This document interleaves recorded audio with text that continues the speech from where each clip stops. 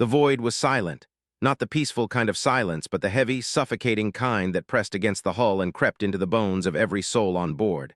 No calm traffic, no trade beacons, no patrol signals, just an ocean of black space and the faint burn of distant stars. Cutting through it like a predator's fin was the Iron M. It wasn't pretty, nothing about it was. The ship was an angular beast of patched steel, a spearhead bristling with scars. Its hull was a graveyard stitched together, plates from old Federation cruisers, armor from asteroid mining rigs, hull fragments torn from forgotten battlefields. Nothing matched, nothing gleamed, but every scar told the same story: survival. The Federation ships that ruled the galaxy were works of art, sleek silver, curved plating, glowing drive cores like gems set in polished stone. The Iron M was the opposite: ugly, brutal, alive. On the bridge, Commander Dren Kale stood in silence, his hands gripping the railing as the ship's scanners projected the hollow remains of a Federation relay satellite drifting across their bow. Its golden crest, a triple spiral of unity, the Federation's eternal symbol, was cracked and burned. Its circuits were long dead. "Nothing but ghosts out here," said Halrich, his second in command. A man with shoulders like iron beams, his voice gravelly from years of breathing bad air and reactor fumes. "Sector, been cold for decades." Dren didn't answer right away. His dark eyes stayed locked on the relay, jaw tight. His face was hard, worn, carved by years of hunger and smoke. There was a streak of gray at his temple despite his age, only 37. "They've forgotten us," he said finally, voice low. "Forgotten Earth, forgotten Bastion, forgotten everything." Halrich frowned. "Maybe that's good, less eyes on us." Dren turned sharply. "No," his voice cut through the bridge like steel. "It makes them weak." The crew shifted uneasily at his tone. They were killers, engineers, survivors raised in the bunkers of New Bastion, children of exile. They'd been told all their lives that humanity was gone, that Earth had been wiped out when the Federation turned its back. History labeled them extinct. Aliens whispered about humans as myths, half demons from a violent past. But here they were, breathing, fighting, waiting. Dren had spent his entire life in the shadows, listening to the galaxy's lies. That humanity had destroyed itself, that the Federation's laws had brought peace, that no race could survive outside their shining order. He clenched his fists. Tonight the lie ended. He looked at Halrich. "Activate the beacon." A ripple of unease passed across the bridge. Men and women froze at their stations, glancing at one another. They all knew what that meant. Halrich's jaw tightened. "Once we light it, we can't take it back. Every eye in the quadrant will see us, and they'll come." Dren met his gaze. His voice was calm, almost quiet. "Let them." Halrich hesitated, but then he nodded and gave the order. Outside the Iron M, long black towers along the hull grown to life. Crimson lights flickered, then flared, casting bloody beams into the void. The signal spread, carried across abandoned comm bands, bouncing along dead satellites, igniting a path through forgotten space.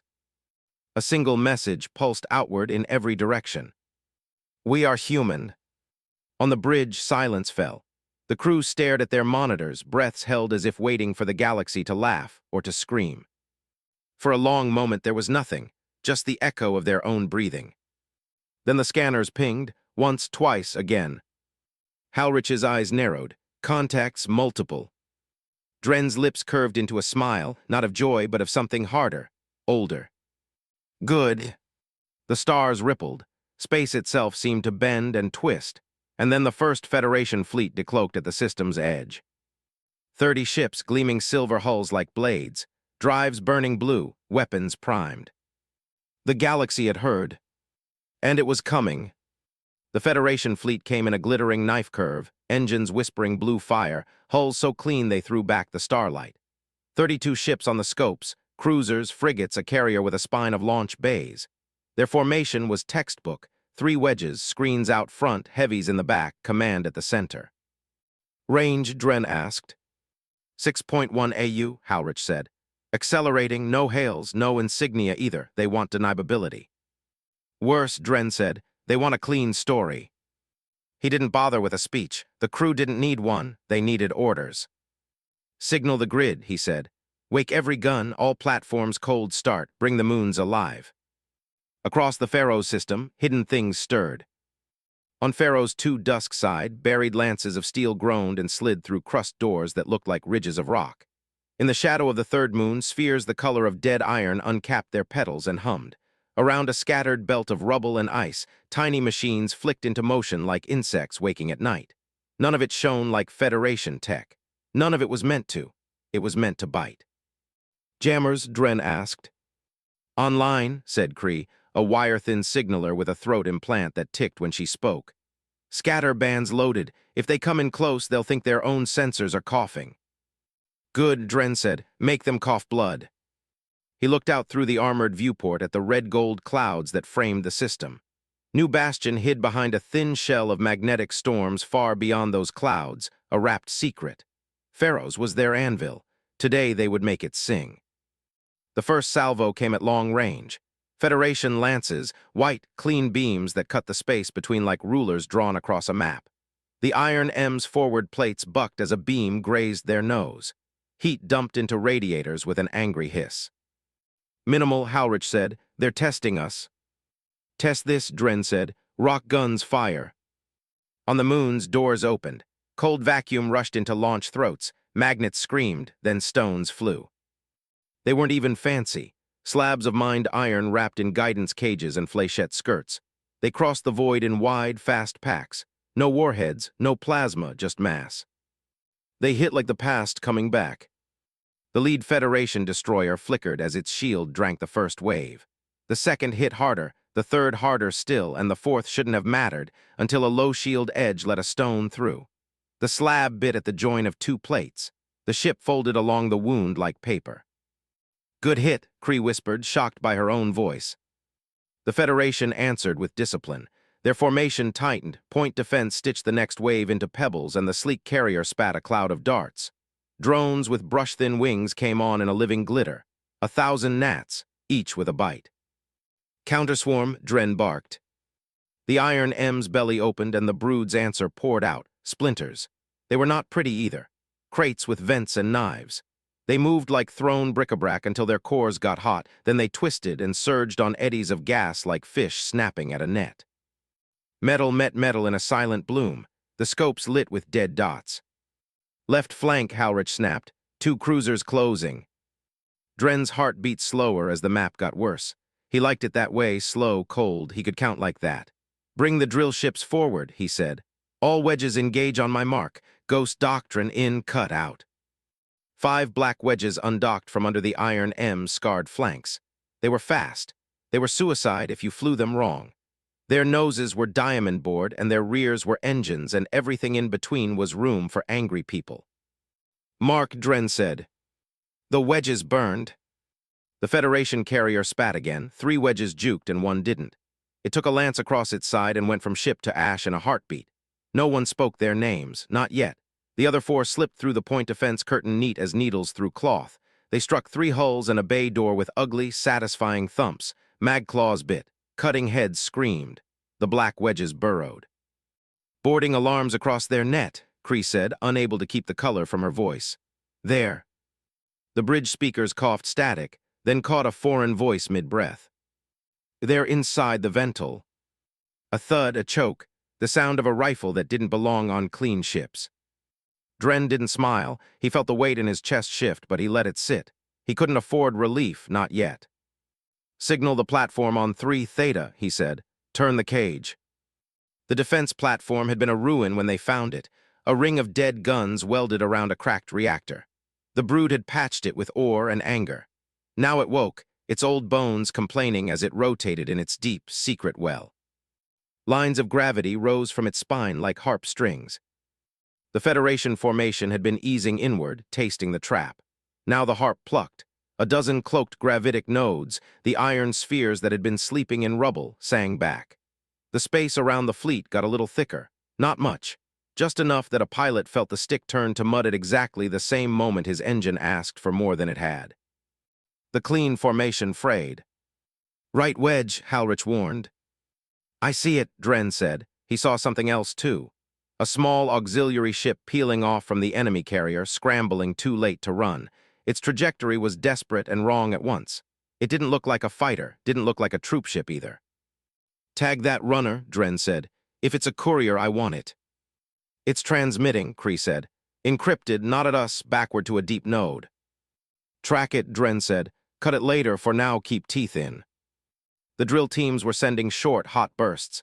Engines down, bridge clear, reactor rigged, and sometimes just names. Dren forced himself to hear everyone. An alarm went hard red. Enemy lance. The deck yanked sideways. The iron M rolled on invisible hands. Something slammed them so hard the consoles threw sparks. Port engines 2 and 3 are offline, a tech wheezed, already half under a panel with a wrench between his teeth. Coolant line cut. Reroute through the salvage loop, Halrich ordered. We built it for a reason. It'll run hot. So do we, Halrich said. The Brood's corvettes surged as instructions hopped ship to ship by laser blink. They weren't fine machines. Half of them still wore the names of the mining companies they'd started life under. But they obeyed, and that was worth more than paint. They hit the 2 cruisers on the left wedge with a bad kind of grace. One corvette died trying to shield another. The saved one plowed straight into a cruiser's belly and kept going because its pilot kept the throttle down when his board turned into fire. Dren closed his eyes for a breath and opened them again. Kree, can I talk to them yet? Noise is thick, but you're the loudest thing in it. Put me on their command, full beam. She threw the switch. The line howled, then cleared to a low hiss. This is Commander Dren Kale of the Iron Brood, he said. Your formation is broken. Your carrier is compromised. Leave now or you leave pieces. Silence, then a voice so polished it slid. Unidentified. You are engaging in criminal hostilities against lawful stellar order. Stand down and prepare for inspection, or you will be. Dren cut the line. Lawful order, he said softly. I remember that phrase. Halrich didn't answer. He was watching a single icon on the map, the auxiliary runner. It was still trying to escape, its path jagged and frantic. Corvette Rake, Dren said. Peel off, catch that runner, I want its throat intact. Rake copies, came the answer. On the far edge of the furball, the Rake shuddered out of a melee venting smoke. It turned like a drunk and sprinted with a scream. It wasn't fast enough until a splinter swarm, out of control and dying, drifted across the runner's path. The runner clipped a glitter of knives, flinched, and the Rake hit it with a grapnel at full burn. The line sang. The 2 ships spun together like animals that had fallen for the same trap. Boarded, came a panting voice. We've got one in custody, not many souls aboard, lab gear, no wait medical cases, and a passenger sending vid.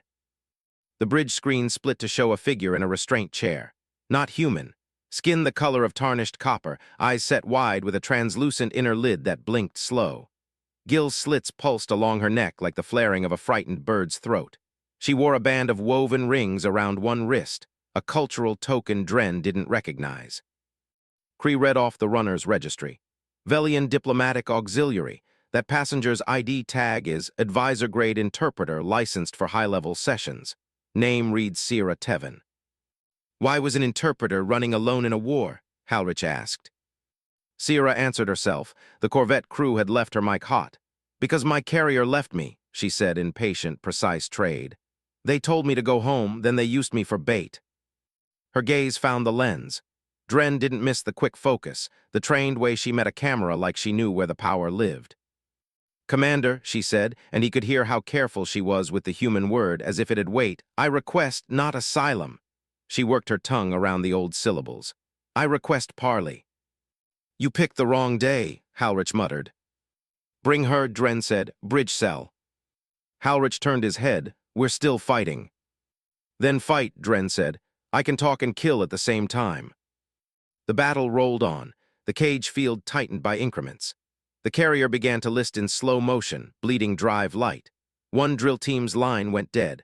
Another sang a rough hymn in the back of their transmission while planting charges. The moon guns went quiet for 3 breaths while a crew swapped coils by hand and came back online with a ragged cheer. When Sierra arrived, 2 Brood Marines flanked her. She walked without a stumble despite the Corvette's bad gravity. Up close, Dren could see the faint sheen of moisture on her skin, the hair-thin veins under the copper. Her rings were not jewelry. They were memory tokens, tiny circles stamped with sigils. He'd seen something like them in old cultural briefs from a dead archive, oath chain. Each ring a promise made and kept. You're a long way from a council chamber, he said. I was on the carrier to advise, she replied. Her voice stayed calm, but her gills fluttered when the iron M shook. Then the order changed. The captain told me to leave. I thought it was courtesy. Then your minds woke. I realized it was calculation. They threw you away to see if we'd waste time catching you, Halrich said, blunt as ever. Yes, Sierra said, and to record your treatment of a non-combatant. Observer, Cree said dry. Tool, Halrich said. Sierra's eyes slid to Dren's. Leniency now will be used against you. Cruelty now will be used against you. I tell you this as an interpreter would. Every path is a blade in your throat. Dren almost smiled, and yet here you are asking parley. I am here because I serve more than the Federation, she said quietly. I serve truth spoken in the open. You say you are human. That word is a ghost to most worlds. I grew up on a rim planet where humans were bedtime tailies, good and bad both. I want to hear what you think you are. A tremor ran through the deck. On the main display, a white bloom flared. One of the drill ships had blown its own heart to finish a kill. The enemy carrier's midsection sagged like a ship with a broken spine. I don't have time to talk about souls, Dren said. I have time for one question. Why would your fleet carry an interpreter into an ambush? Her gills flexed again. Because the Federation hoped to record you taking my life. Why? So they could prove to the galaxy that humans are what the stories say. Monsters, Halrich said. Monsters, she agreed. If you want my council, Commander, don't make their story easy to tell. Cree blinked at Dren, surprised. He didn't look away from Sierra. And if I don't kill you because you asked me not to, what will you do with the life I give you? Tell the truth, she said simply. First to you, then to others if you let me go. I know where your enemy will strike next. Halrich snorted. They're striking now. Yes, Sierra said, but this strike is theater. The next is war. Your beacon woke more than ships. It woke appetites. The Council can't stand a legend rising from the edge. They will bring fleets in threes. And she hesitated, then pressed on. And they will bring something that doesn't wear a uniform. What is something? Dren asked. A sickness, she said. I don't know its name. I only heard it whispered in a council anteroom. It targets juveniles. It makes anger useless. The word juveniles hit the room like a cold wind down a corridor. Dren felt memory rise in him, metal bunk beds, children sleeping in ranks, a night when the air smelled like hot iron and oil. He held that image down hard. You expect me to trust you, he said. No, Sierra said. I expect you to weigh the odds. I'm a blade either way. Keep me and you can use me. Release me and I will owe you. Kill me and you will be exactly what my former captain needs. Dren nodded once. To the Marines, put her in a clear cell, water atmosphere, no chains. Sierra bowed from the neck, not Federation etiquette, something older. Then I add a ring, she murmured and slid a plain circle from a pouch onto her chain. Promise made, promise owed. The battle didn't end so much as run out of room. The carrier died. 6 enemy ships ripped themselves out of the cage and fled bleeding light. The moon stopped firing because there was nothing left to shoot. On the lists, 1 brood dreadnought gone, 6 corvettes, too many names. The drill teams came home with open eyes and closed mouths.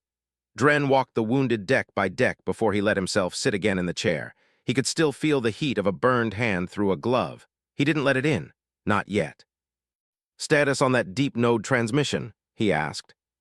Cree pulled it apart with fast hands. Bounced along a buried relay chain. We couldn't cut it, but we caught the last address. A shadow platform 12 hours from the rim. The message was short. Content. She swallowed. A name request for you. From who? From a human voice, she said. Male accent bastion. Halrich's head snapped. That's not possible. It is, Cree said, because he added a code phrase no outsider would know. Our old drill crawl call. Dren didn't move. The deck felt too still. Put it on. The speakers clicked. A breath. Then a voice that belonged to a tunnel and a childhood. Dren, it said. If you're alive, listen. You lit your torch. Good, now put it out. They will answer with 3 fleets and a quiet weapon. You can't fight it with guns. I can tell you where it's made. Halrich whispered, who? The voice did not say a name. It said a location with coordinates that climbed the skin like a rash. Then it said the line that took the air out of the room. I'm Merrick, it said, and I'm coming in under a false flag with proof. Cree stared at her board. He's here, she said. Docking Ring 4 disguised as a salvage pod, he came in during the fight. Alarms flared one after another all down Ring 4. Security breach, Halrich snapped. No, Kree said, voice gone thin. Not a breach, a welcome. Gate guards waved him through. He gave a signal word and they just let him. The board filled with red. A med ward on Ring 4 had gone from green to black in one heartbeat. Dren stood so fast his chair slammed into the rail. Whose ward is that? He demanded. Kree swallowed hard. The children's, she said. The alarms didn't sound like battle alarms. They were lower, longer, almost mournful. Red strips pulsed along the corridors as Dren and Halrich stormed toward Ring 4, boots thudding on steel. Marines pounded beside them, rifles locked to chest. The ship's metal seemed to sweat as if it too sensed something had gone wrong. The med ward door stood open when they arrived, too open. Inside, silence, not the calm silence of sleep, but the choking kind that made the lungs feel tight. Dozens of bunks lined the chamber, small frames where the children of New Bastion's crews slept, played, learned. These were the brood's future, their only future. Now the bunks were wrong, too still. A medic stumbled toward them, gloves crimson. Her voice shook. It's their lungs, Commander. They just collapsed. No warning, no fever, just. A cough cut her words short. They turned. A boy of maybe 10, tough little arms scarred from training drills, leaned against his bunk. His nose bled black. He gasped once, twice, and then his knees buckled.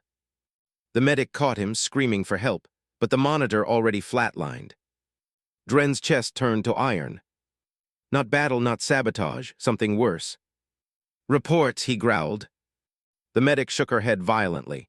Not natural. Proteins in the blood don't match anything. It's engineered. Her hands trembled. They're targeting juveniles only. Adults are clear, sir. It's made for us. The word hit harder than plasma fire. Made. Halrich went pale under the grime. They said a sickness. The interpreter warned us. Dren turned like a blade. Find him. The Marines spread, rifles raised, scanning corners, opening storage. But the disguised visitor, Merrick or whoever wore his name, was gone. Only a trail of blood on the deck and a cracked restraint chair in the ward's corner remained. Kree's voice cracked over comms. Commander, we've traced it. He docked under false salvage codes, bypassed security with an old Bastion phrase. When the fight drew eyes, he released containers into the air circ, nanopolymer sacks. They dissolved after venting. Dren's teeth clenched so hard he tasted blood. What was inside? Kree's silence was answer enough. The medic whispered it aloud. Whisper. The word slithered like poison through the chamber. It fit. It wasn't a weapon you heard or saw. It crept soft, unnoticed, until it strangled your children in their sleep. The chamber of grief. By the next day, 37 children were dead. 12 more were in critical condition. The medics pumped lungs, filtered blood, prayed to machines they didn't trust. Some pulled through, hacking and gasping, but too many went quiet before they could even scream. New Bastion had always been brutal. No soft lives, no wasted food. A child too weak didn't last past their first winter in the bunkers, but these weren't weak. They were strong, hardened, already learning to weld steel and strip engines blindfolded. And now they were dying anyway. Dren stood in the morgue, rows of still forms wrapped in gray cloth. He forced himself to walk past each one, eyes forward, hands locked behind his back, their names scratched against his skull. Children he'd seen laughing in the training bays, faces that had looked at him like a father, now covered, silent. Halrich joined him, pale and gaunt. His hands shook, though he tried to hide it. My son, he whispered. He's 9, he's still breathing, but the lungs, it's eating them. Dren turned, Halrich's eyes burned. There were no tears, just a fire so deep it looked like it would never go out. They want us gone, Dren said, his voice flat as stone.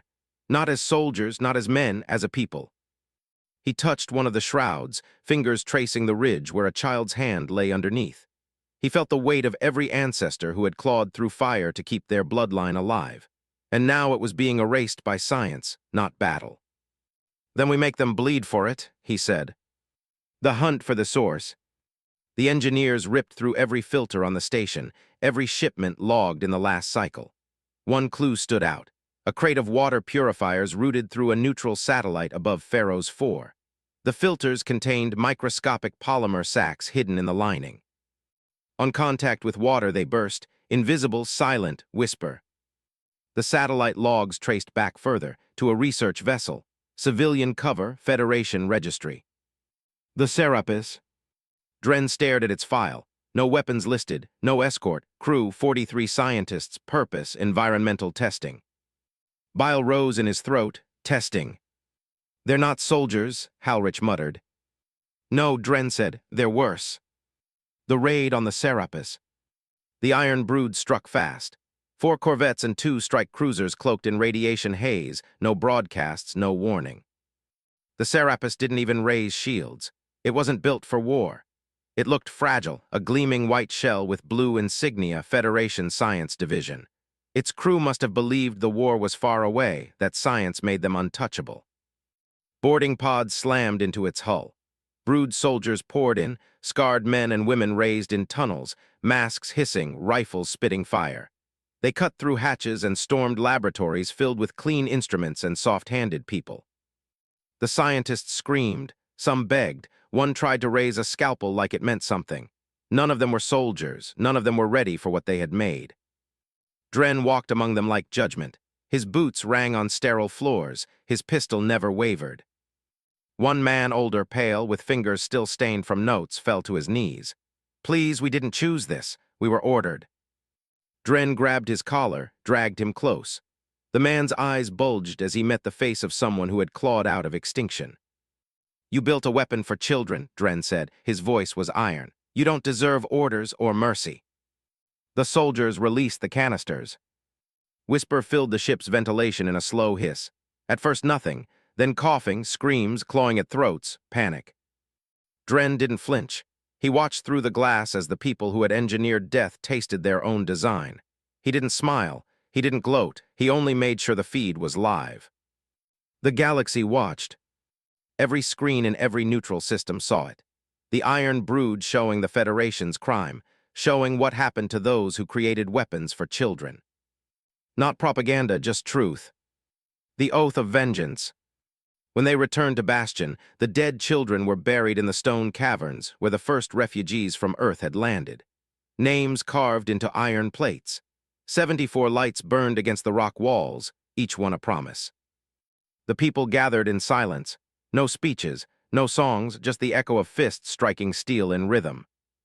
Halrich stood with his son beside him, still alive but weak, lungs scarred forever. His eyes met Dren's, no words needed. Dren raised his fist. Let the galaxy hear us, he said, voice carrying like thunder through the cavern. You can burn our world, you can call us ghosts, you can poison our children, but we are iron, and iron does not break. The fist struck louder, the walls shook. The vow was made. The Iron Brood would not stop. The scanners lit up like fire across the bridge of the Iron M. Kree's hands shook as she traced the signals. 4 fleets, confirmed, dreadnoughts, cruisers, carrier arms, over 100 ships inbound. Silence fell across the crew. Even battle-hardened soldiers stared at the red icons, filling the holomap like a storm of knives. This wasn't a probe, this wasn't punishment, this was eradication. The Federation was coming to erase the last sons of Earth from history. The dawn before fire.